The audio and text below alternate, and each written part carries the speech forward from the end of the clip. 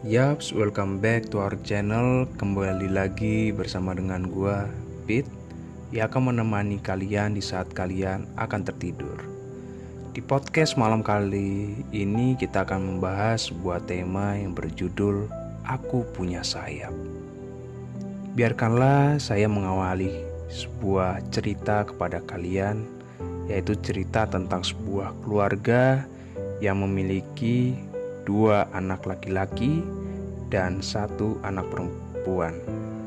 Diceritakan di kisah itu, si sulung adalah perempuan, si tengah adalah laki-laki sama dengan yang bungsu. Mereka bertiga dilahirkan dari keluarga bangsawan, di mana tanda kebangsawanan itu terletak pada kemancungan hidung mereka, sedangkan kelas menengah dan bawah adalah orang-orang yang berhidung pesek. Sebagai keluarga yang dihormati, mereka harus mengikuti apa yang menjadi keinginan orang tuanya: pekerjaan, harta, dan keturunan. Pekerjaan yang baik dikategorikan dengan penyembuh luka atau dokter, pembela kebenaran atau pengacara, dan titisan Tuhan atau kaum rohaniawan. Dokter dan pengacara adalah pekerjaan penghasil lembar kertas berwarna merah bergambar Presiden dan Wakil Presiden Indonesia yang sedang tersenyum. Namun rohaniawan hanya mendapatkan hak atas hartanya melalui warisan orang tuanya. Sedangkan untuk keturunan, pasangannya harus berasal dari darah murni, dan bayi yang dibawa ke dunia adalah bayi laki-laki. Di samping perbedaan-perbedaan itu, ada kesamaan dari ketiganya: kaum berjubah. Mereka memiliki kuasa untuk mendapatkan kepercayaan orang, dan orang-orang yang membutuhkan pertolongan datang kepada mereka, datang meminta tolong. Tapi tujuan sesungguhnya dari kaum berjubah hanya ingin mencari keuntungan semata, berdasarkan ego dan arogansi mereka. Si sulung perempuan telah ditakdirkan oleh orang tuanya menjadi dokter yang bergender feminin, menyembuhkan dan mengembalikan kehidupan, dalam tanda kutip, bagi mereka yang punya uang. Ia telah menjadi kupu-kupu indah berdasarkan standar orang tuanya. Si tengah laki-laki telah ditakdirkan oleh orang tuanya menjadi pengacara yang bergender maskulin, membela dan mempertaruhkan keadilan, dalam tanda kutip, bagi mereka yang mempunyai banyak uang. Ia telah menjadi kupu-kupu indah berdasarkan standar orang tuanya. Si bungsu laki-laki telah ditakdirkan oleh orang tuanya menjadi rohaniawan yang tak bergender, sebab Tuhan tidak berkelamin laki-laki atau perempuan, namun netral, memperjuangkan umat kepada Tuhan dan memperjumpakan umat kepada Dia yang Sang Maha Kuasa, dalam tanda kutip, bagi mereka yang punya banyak uang. Tapi anak ini tidak menjadi kupu-kupu indah berdasarkan standar orang tuanya. Si bungsu tidak pernah ingin menjadi rohaniawan. Orang tuanya amat marah dan tetap menanda dia sebagai ulat, menjijikkan, tidak layak, dan tidak menciptakan rasa bahagia, hanya menghasilkan getaran fobia tingkat akut. Jika engkau dapat melihat si bungsu yang sedang duduk di lantai ruang tidurnya, sesungguhnya ia sedang menyesali hidupnya.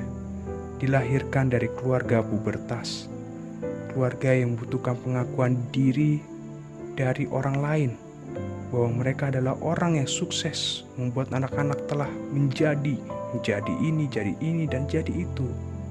Tapi di sisi lain, rasa-rasanya si bungsu menyadari bahwa ia bukan menjadi dirinya sendiri, tapi diri mereka. Ketika saya tidak menjadi mereka, saya hanyalah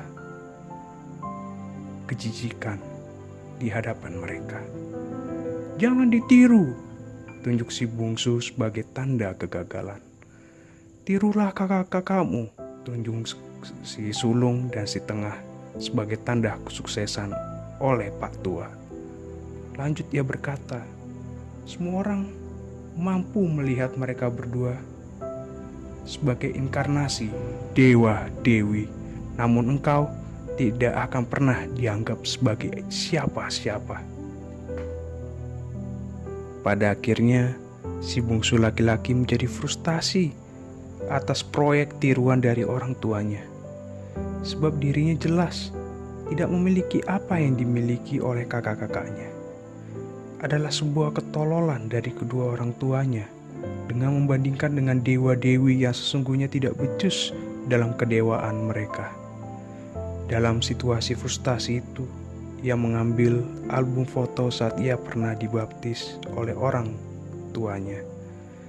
Lembaran demi lembaran, ia pun melihat fotonya yang sedang digendong oleh ibunya, pula papanya yang sedang mencium pipinya yang kenyal dan mulus dari seorang anak yang dilahirkan pada bulan Januari di hari Rabu. Oleh karenanya, seekor ulat sebagai seekor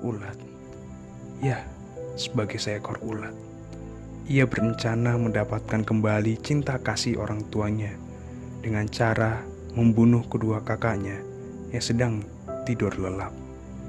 Malam adalah malam indah untuk membunuh. Tidak perlu satu tetes darah yang menyentuh dasar bumi agar darah-darah itu tidak menjerit kepada sang pemilik surga. Hanya perlu tubuh yang tak bernyawa lagi untuk mengurangi jumlah populasi di bumi ini. Dan hanya perlu sebuah tali pancing yang disimpan ayah di lemari dengan sederetan ikan-ikan yang telah diawetkan untuk mencekik batang leher saudara kandungnya. Malam adalah malam yang indah untuk membunuh. Tidak perlu waktu lama, kakinya yang mulus itu berjalan perlahan-lahan, tak bersuara, menyusuri kamar dari kakak sulungnya yang sedang tertidur lelap. Dengan penuh kepastian, si bungsu pun mengikat dengan kuat leher dari kakak sulungnya hingga kakaknya kesulitan bernapas. Tatapan wajah kakaknya seakan meminta pengampunan kepada sang adik. Mengapa? Dengan tercekik ia bertanya dengan nada melengking. Aku telah banyak menunda kematian, melawan malaikat pencabut, tetapi engkau datang sebagai utusannya. Tatapan wajah kakaknya menjadi kesan terakhir yang diberikan kepada sang bungsu hingga ia tewas mengenaskan. Malam adalah malam yang indah untuk membunuh. Tidak perlu waktu yang lama. Kakinya yang mulus itu kembali berjalan perlahan-lahan tak bersuara, menyusuri kamar dari kakak tengah yang sedang tertidur lelap. Dengan penuh kepastian, si bungsu pun berkehendak untuk mengikat dengan kuat leher dari kakak tengahnya. Namun tanpa diduga, kakak tengahnya mengangkat kedua kelopak matanya sambil berkata, waktunya tepat untuk membunuh hakim pengadilan. Akulah yang berhak menyatakan mana yang baik dan benar. Engkau datang mengakhiri penghakiman untuk menentukan apa yang baik dan benar untuk dirimu sendiri. Kakaknya memang saat itu memegang tangan kiri adiknya. Indra rabanya menyentuh betapa dinginnya tangan adiknya, seakan ia telah menjual jiwanya kepada iblis. Kakaknya pun bertanya dalam kesedihan, apakah langkah berikut yang akan kamu ambil? Adilkah adikku? Diikatkannya lah tali pancing di leher kakaknya hingga ia mati, tanpa kata-kata yang dikeluarkan oleh adiknya. Sedih, keputusannya adalah keputusan yang bulat dari dirinya sendiri, melampaui sisi moralitas. Dari kedua mayat yang telah mati terbunuh itu, si bungsu mulai mengambil pisau tajam dari dapur untuk memotong kedua sayap milik kakaknya. Dijahitnyalah sayap itu pada baju miliknya. Dikenakanlah baju yang bersayap itu untuk memperlihatkannya kepada kedua orang tuanya di hadapan orang tuanya dengan penuh percaya diri. Diperlihatkanlah sayap-sayap baru itu kepada orang tua yang sedang tertidur lelap dengan gaya tidur saling memeluk satu sama lain, kata si bungsu dengan nada-nada riang gembira. Ma, Pa, lihat aku. Kini aku menjadi kupu-kupu kalian. Suara tegas dan kerasnya itu mampu menggemakan tiap-tiap sudut ruangan kamar tidur orang tuanya. Tak segan mereka harus terbangun secara lunglai akibat kegaduhan si bungsu yang berulang-ulang kali menyebutkan kalimat sakti itu. Namun dengan mata yang mulai fokus dari situasi keburaman mereka, sang ibu harus berteriak hingga 7 oktav hanya untuk mengatakan satu rumusan kata histeria. Apa yang telah kamu lakukan, Nak? Tanya sang ayah.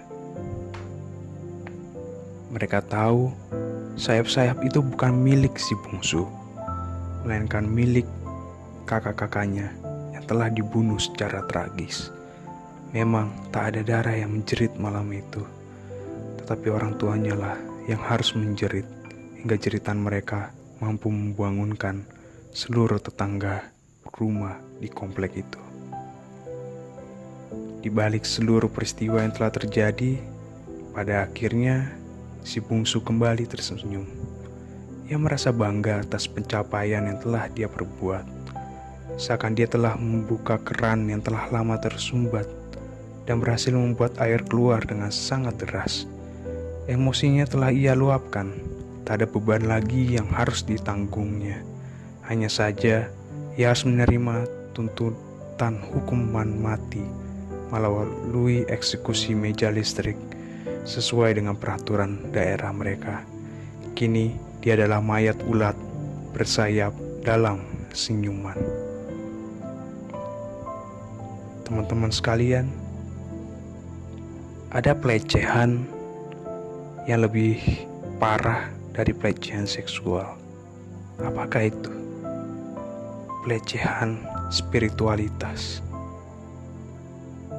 Pelecehan spiritualitas adalah pemaksaan terhadap nilai dari seseorang berdasarkan norma-norma yang berlaku dalam masyarakat, di mana kita tidak memiliki hak untuk bertanya, mengapa kita harus melakukan demikian? Kita dikehendaki seperti ini, seperti itu. Dan kita tidak diberikan hak untuk bertanya, kenapa harus demikian? Kenapa kita harus menjalankannya? Dan dia yang sebagai superior dari kita hanya bisa mengatakan lakukan saja. Dan kita pun menjadi inferior, sekedar melakukan. Kita tidak menjadi diri kita sendiri. Kita pun tidak dimiliki hak untuk memilih apa yang terbaik untuk diri kita. Kita tidak bisa menjadi diri sendiri, kita tidak bisa memilih apa yang terbaik untuk kita. Kita dipaksa. Itulah yang namanya pelecehan spiritualitas. Sahabat sekalian, bermetamorfosislah dengan cara kalian. Saat ini mungkin kita masih ulat, tapi suatu saat nanti kita adalah kupu-kupu. Kitalah kupu-kupu itu. Dengan cara kita sendiri, dengan cara kita masing-masing. Tapi pertanyaan untuk kalian semua, siapakah kamu? Kamu adalah yang terbaik pada dirimu sendiri. Kita mungkin adalah ulat, tapi kita suatu hari nanti akan menjadi kupu-kupu dengan cara kita sendiri.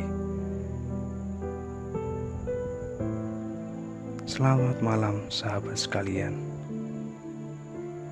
Cintailah dirimu apa adanya, dengan segala keberadaan dirimu. Milikilah kebebasan untuk memilih sesuatu yang terbaik untuk diri kalian sendiri. Yaps. Bye.